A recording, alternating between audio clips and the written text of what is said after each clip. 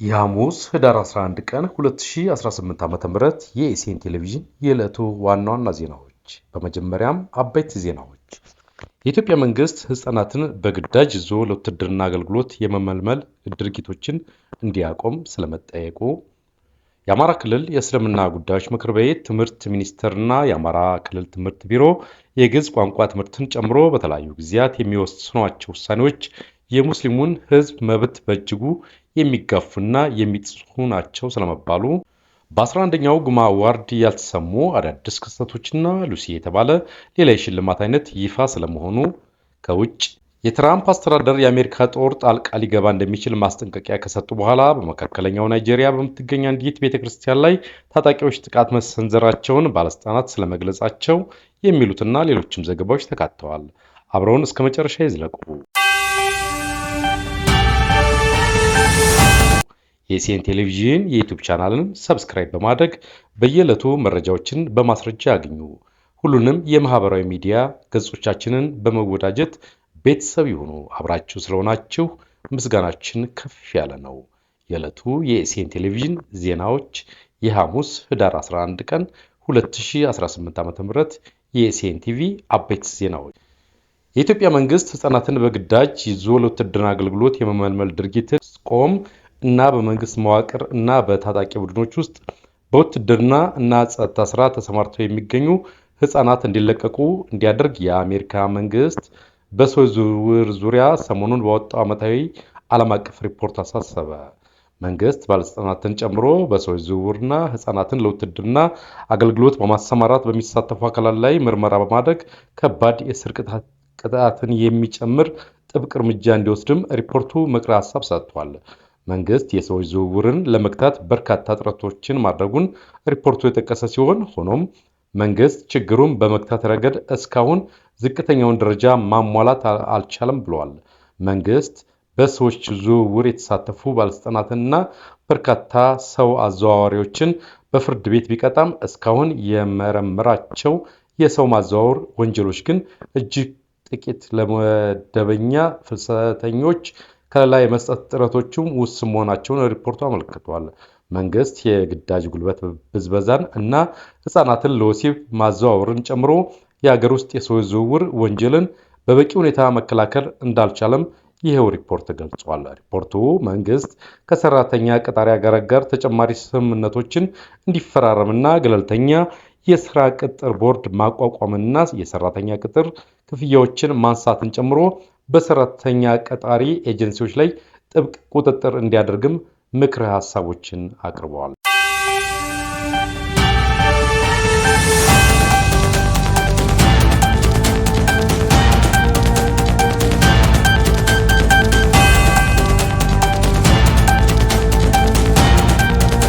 አባይ ሆምስ የዳውንታውን ፕሮጀክቱን በይፋ አስጀመረ። አባይ ሆምስ የዳውንታውን ፕሮጀክቱን በሜክሲኮ አፍሪካ ህብረት አካባቢ ባለፈው ዓርብ ዕለት ህዳር 5 ቀን 2018 ዓ.ም በይፋ አስጀምሯል። ላለፉት 2 አስርት ዓመታት በርካታ ተሽከርካሪዎችን በመጠገን በመገጣጠም በማስመጣት እና በመሸጥ የሚታወቀው አባይ የቴክኒክና ንግድ አክሲዮን ማህበር ላለፉት 2 ዓመታት አባይ ሆምስ በሚል የንግድ ስያሜ ወደ ሪል ስቴት ልማት በመግባት ሜክሲኮ ጠማማ ፎቅ ፊት ለፊት በሚገኘው ይዞታው ላይ ባለ 3 ብሎክ ግራውንድ እና ባለ 30 ወለል የሆነ ግዙፍ እና በርካታ አገልግሎቶችን የያዘ ቅይጥ የንግድ እና የመኖሪያ ህንፃ ለመገንባት አስፈላጊውን ቅድመ ዝግጅት አጠናቆ ወደ ስራ መግባቱ ተገልጿል። ይህ ፕሮጀክት በ12000 ካሬ ሜትር ይዞታ ውስጥ ያረፈ ጌትድ ኮምፓውንድ ሲሆን በውስጡም ምቹና በቂ የሆነ የመኪና ማቆሚያ ስፍራ፣ የኤሌክትሪክ መኪኖችን ቻርጅ ማድረጊያ፣ የከርሰ ምድር ውሃ፣ ለህፃናትና አዋቂዎች የሚሆኑ 2 የዋና ገንዳዎች፣ የጋራ መዝናኛ ስፍራን፣ ለእያንዳንዱ ህንፃ 8 አሳንሰሮች ወይም ሊፍቶች እንዲሁም ከ12 ካሬ ጀምሮ ዘመናዊ የንግድ ሱቆችና ሌሎች በርካታ መገልገያዎች በውስጡ ያካተተ ምቹ የንግድ ማዕከልና የመኖሪያ ስፍራ እንደሆነ ተነግሯል። የግንባታው ፕሮጀክት አጠቃላይ ተሰርቶ ሲያልቅ 576 አፓርትመንትና 700 የሚደርሱ የንግድ ሱቆችን የሚይዝ ሲሆን በአጠቃላይ 4.5 ቢሊዮን ብር ወጪ ይፈጃል ተብሏል። አባይ ሆምስ ጊዜው የአባይ ነው በሚል መሪ ቃል በከፍተኛ ጥናትና በጀት ወደ ሪል ስቴት እንደገባ ተነግሯል። ቤቱን በራሳችን መሬት ስለምንገነባ በአጭር ጊዜ እናስረክባለን። ከ81,000 ብር ጀምሮ የአፓርትመንት ቤቶችን በመሸጥ ላይ እንገኛለን ያለው አባይ ሆምስ በአፄ ኃይለ ሥላሴ የስልጣን ዘመን የፊያት መኪኖችን በማስመጣትና የጥገና አገልግሎት ይሰጥበት የነበረውን መሬትና የቢዝነስ ዘርፍ በማስፋት ወደ ሪል ስቴት ግንባታ መግባቱንም ለጋዜጠኞች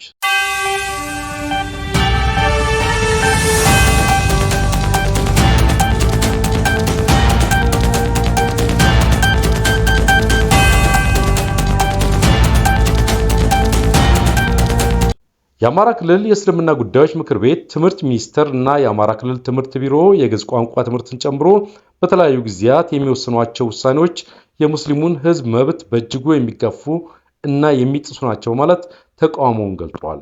ምክር ቤቱ ከእስልምና ጉዳዮች ጠቅላይ ምክር ቤት ጋር በመሆን ከትምህርት ሚኒስቴር እና ከክልሉ ትምህርት ቢሮ በመወያየት ሙስሊም ተማሪዎች የግዕዝ ቋንቋ በግዳጅ እንዲማሩ መደረጋቸውን በተመለከተ የተፈጠረውን ችግር ለመፍታት ከፍተኛ ጥረት ማድረጉን ገልጦ ሆኖም ችግሩ እየተባባሰ መሄዱን ጠቅሷል። በጉዳዩ ላይ ለመወያየት 3 ጊዜ የክልሉን ትምህርት ቢሮ በደብዳቤ መጠየቁን የጠቀሰው ምክር ቤቱ ቢሮው ግን ለውይይት ፈቃደኛ ለመሆኑን በከፍተኛ ሁኔታ እንዳሳዘነው ገልጧል። ትምህርት ቢሮ በጉዳዩ ላይ አስፈላጊውን እርምት እንዲያደርግም ምክር ቤቱ አሳስቧል። ምክር ቤቱ በጥቅምትና ህዳር ወራት ለክልሉ ርዕሰ መስተዳድር ደብዳቤ ጽፎ እስካሁን ምላሽ እንዳልተሰጠው በመግለጽም ርዕሰ መስተዳድሩ ለምክር ቤቱ የውይይት ጥያቄ ምላሽ እንዲሰጡትም ጠይቋል።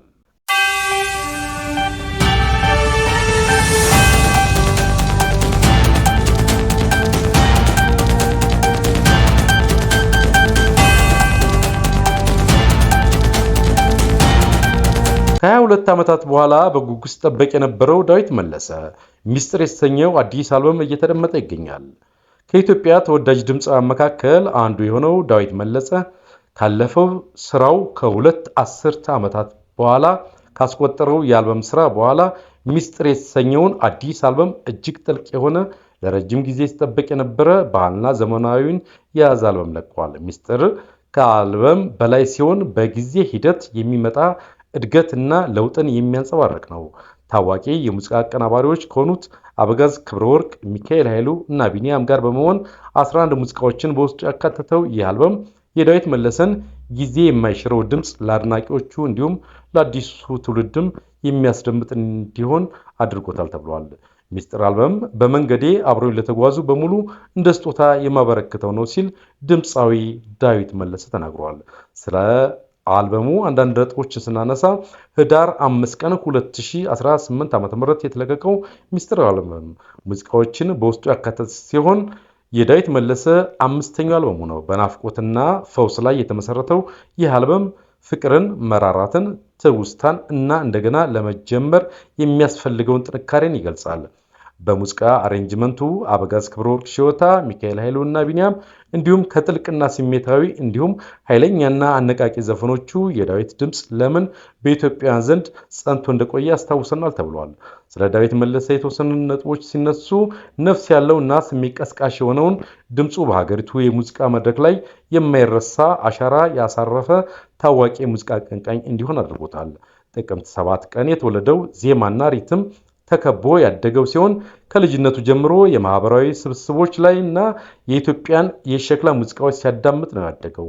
ከነዚህም ገጠመኞች ተንተርሶ ለዜማ ስሜትና ተረት ጥልቅ ስሜትን በማዳበሩ ለብዙ አስርት ዓመታት ለአድማጮቹ የሚማርክ ድምፅ እንዲኖረው አድርጎታል ተብሏል። በ1980ዎቹ መጀመሪያ ላይ ፕሮፌሽናል የሙዚቃ ስራውን የጀመረ ሲሆን በፍጥነት እውቅና አግኝቶ የኢትዮጵያን ባህላዊ ዜማዎችን ከዘመናዊ ሙዚቃዎች ጋር በማዋሃድ ያቀርብ ነበር።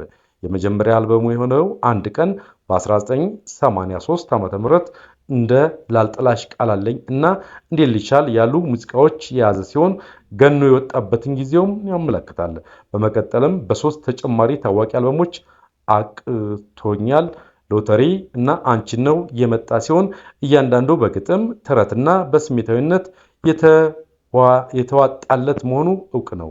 በአንጻራዊ እንቅስቃሴ ባልነበረበት ዓመታት እንኳን ዘፈኖቹ የኢትዮጵያን ሬዲዮ መቆጣጠራቸውን በቀጠላቸው የአርቲስቱን ጊዜ የማይሽረውን ጥራት በማሳያነት ያመለክታሉ። ዳዊት ሙዚቃውን ከመልቀቅ በተጨማሪ በቀጥታ ስርጭት በባህላዊ ስራው ላይ ከፍተኛ ተጽዕኖ አሳርፏል። በአሜሪካ፣ በካናዳና በአውሮፓ እንዲሁም በመካከለኛው ምስራቅ በዋሽንግተን ዲሲ፣ በሚኒያፖሊስ እና በለንደን ላሉ ኢትዮጵያውያን ዲያስፖራ ማህበረሰቦች ስራውን ማቅረቡ የሚታወስ ነው። ዳዊት ከ22 ዓመት ቆይታ በኋላ ሚስጥር የተሰኘውን አልበም ይዞ መምጣቱ ለሙዚቃ ያለውን ቁርጠኝነትና ለአድናቂዎቹ ያለውን ክብር ማሳያ ነው ተብሏል። እያንዳንዱ ፕሮጀክት በጥንቃቄና በትኩረት የተሰራ ሲሆን ለአድማጮቹ ጥልቅ የሆኑና ባህላዊውን ከዘመናዊ ያዋሃደ ስራ አቅርበዋል። ዛሬ ላይ ዳዊት መለሰ ከኢትዮጵያ ተወዳጅ ድምፃውያን መካከል አንዱ ሆኖ ይጠቀሳል። በተለይም ሰሞኑን የወጣው አልበሙም እየተደመጠ ይገኛል።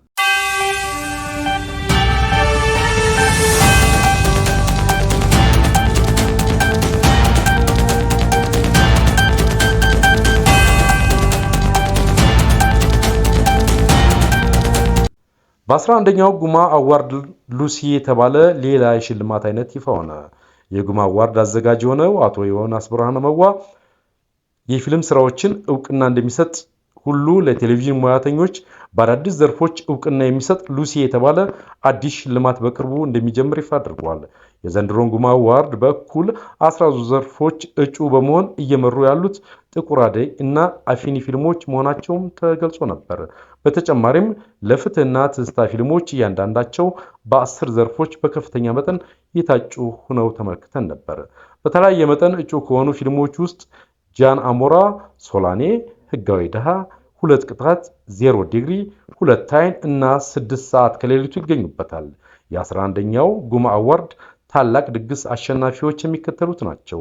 ምርጥ ተዋናይት ቃል ኪዳን ጥበቡ በትዝታ ፊልም፣ ምርጥ ተዋናይ ናታይ ጌታቸው ጥቁር አደይ፣ ምርጥ ረዳት ተዋናይ አማኑኤል ሀብታሙ አፍኒ፣ የተመልካች ምርጫ ባለክራር፣ ምርጥ ዳይሬክተር ፍጹም ካሳሁን ጥቁር አደይ፣ ምርጥ ፊልም ጥቁር አደይ፣ ምርጥ ድምጽ ሀብታም አዲስ አፍኒ፣ ምርጥ ኤዲተር ዳንኤል አንማው ትዝታ፣ ምርጥ ስኮር ስም አገኘው ሳሙኤል አፍኒ፣ ምርጥ ማጀቢያ ሙዚቃ ኤደን አይሸሹም ፍጹም ካሳውና አብነት አጎናፍር ጥቁር አደይ፣ ምርጥ ሲኒማቶግራፈር ኤልሚያስ ተስፋዬ 6 ሰዓት ከሌሊቱ፣ ምርጥ ሜካፕ ዝናዊት ዘርጋቸው አፍኒ፣ ምርጥ የፊልም ጽሑፍ ፍጹም ካሳሁን ጥቁር አደይ፣ ተስፋ የተጣለባት ተዋናይት ክላራ ሙሉጌት 2 ቅጣት፣ ተስፋ የተጣለበት ተዋናይ ሳሊም አብዱራማን ለፍትህ፣ ምርጥ ረዳት ተዋናይ ማርታ ጎይቶም 6 ሰዓት ከሌሊቱ።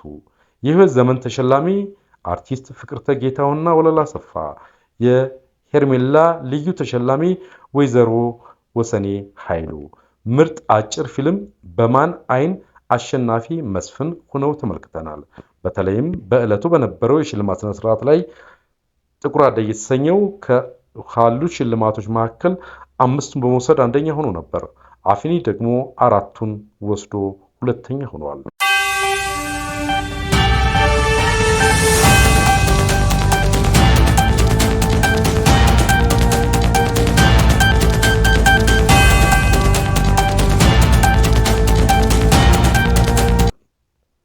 የውጭ ሀገር ዜናዎች። በናይጄሪያ ክርስቲያኖች ላይ ስደት እየደረሰ ነው በሚሉ ክሶች ምክንያት የትራምፕ አስተዳደር የአሜሪካ ጦር ጣልቃ ሊገባ እንደሚችል ማስጠንቀቂያ ከሰጡ በኋላ በመካከለኛው ናይጄሪያ በምትገኝ አንዲት ቤተክርስቲያን ላይ ታጣቂዎች ጥቃት መሰንዘራቸው ባለስልጣናት ገለጹ። በማክሰኞ ምሽት በተፈጸመው በዚህ ጥቃት 2 ሰዎች መገደላቸው ተረጋግጧል። ለጥቃቱ እስካሁን ኃላፊነቱን የወሰደ ቡድን የለም። የከዋራ ግዛት ፖሊስ ቃል አቀባይ እንደተናገሩት ጥቃቱ የተፈጸመው በኤሩኩ ከተማ ነው። ፖሊስ የተኩስ ድምጽ ተከትሎ ወደ ስፍራው ሲደርስ አንድ ሰው በቤተክርስቲያን ውስጥ ሌላኛው ደግሞ በአቅራቢያው ተገለው መገኘታቸውን አስታውቋል። ይህ ጥቃት እና ሰኞ ዕለት በሰሜን ናይጄሪያ 24 ተማሪዎች መታገታቸውን ተከትሎ የናይጄሪያው ፕሬዝዳንት ቦላ ቲኑቡ በደቡብ አፍሪካ ሊካፈሉት የነበረውን የዓለም መሪ ሀብታም እና ታዳጊ ሀገራት ጉባኤ ጉዟቸውን ማዘግየታቸውን ቃል አቀባያቸው ተናግረዋል። የከዋራ ግዛት ገዢ በበኩላቸው ፕሬዝዳንት ቲኑቡ 900 ተጨማሪ ወታደሮችን ወደ ክልሉ በመላካቸው ምስጋና አቅርበዋል።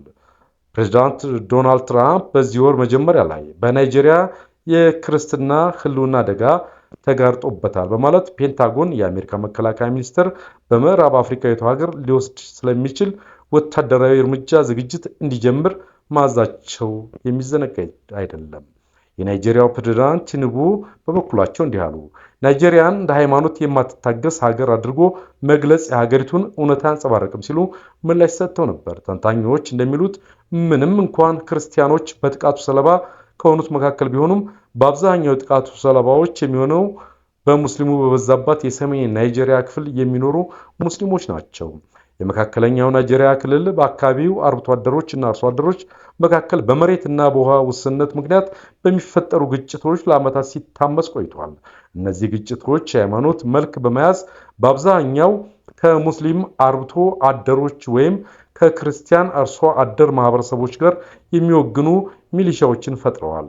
የሰሜኑ ክፍል ደግሞ በቦኮ ሐራም እና ከዳኢሽ አይሲሲ ጋር በተቆራኙ ቡድኖች ጥቃት በየጊዜው ይፈጸምባቸዋል ተብሏል። ይህ የኢሲኤን ቴሌቪዥን ነው። የኢሲኤን ቴሌቪዥን የዩቲዩብ ቻናልን ሰብስክራይብ በማድረግ በየዕለቱ መረጃዎችን በማስረጃ ያገኙ። ሁሉንም የማህበራዊ ሚዲያ ገጾቻችንን በመወዳጀት ቤተሰብ ይሁኑ። አብራችሁን ስለነበራችሁ ምስጋናችን ከፍ ያለ ነው።